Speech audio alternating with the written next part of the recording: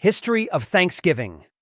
Thanksgiving Day is a federal holiday in the United States, and in 2025, it falls on Thursday, November 27th.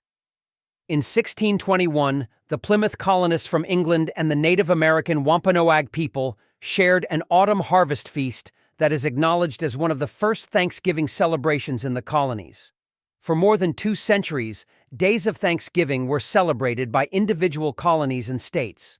It wasn't until 1863, in the midst of the Civil War, that President Abraham Lincoln proclaimed a national Thanksgiving Day to be held on the last Thursday in November.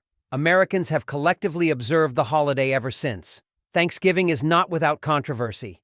Many Americans, including people of Native American ancestry, believe Thanksgiving celebrations mask the true history of oppression and bloodshed that underlies the relationship between European settlers and Native Americans. Plymouth and the start of Thanksgiving. In September 1620, a small ship called the Mayflower left Plymouth, England, carrying 102 passengers. Religious separatists seeking a new home where they could freely practice their faith were joined by an assortment of other individuals lured by the promise of prosperity and land ownership in the New World.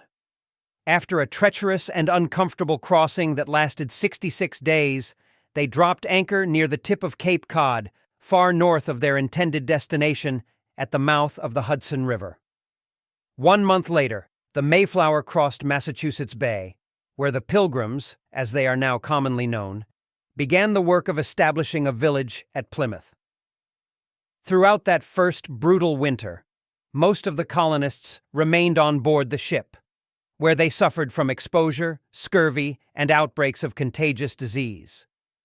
Only half of the Mayflower's original passengers and crew lived to see their first New England spring. In March, the remaining settlers moved ashore, where they received an astonishing visit from a member of the Abenaki tribe who greeted them in English. Several days later, he returned with a member of the Patuxet tribe named Squanto.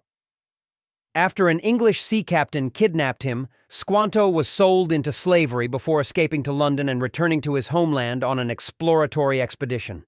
He taught the Pilgrims, weakened by malnutrition and illness, how to cultivate corn, extract sap from maple trees, catch fish in the rivers, and avoid poisonous plants. He also helped the settlers forge an alliance with the Wampanoag, a local tribe which endured for more than 50 years and remains one of the few examples of harmony between European colonists and Native Americans. When was the first Thanksgiving? In November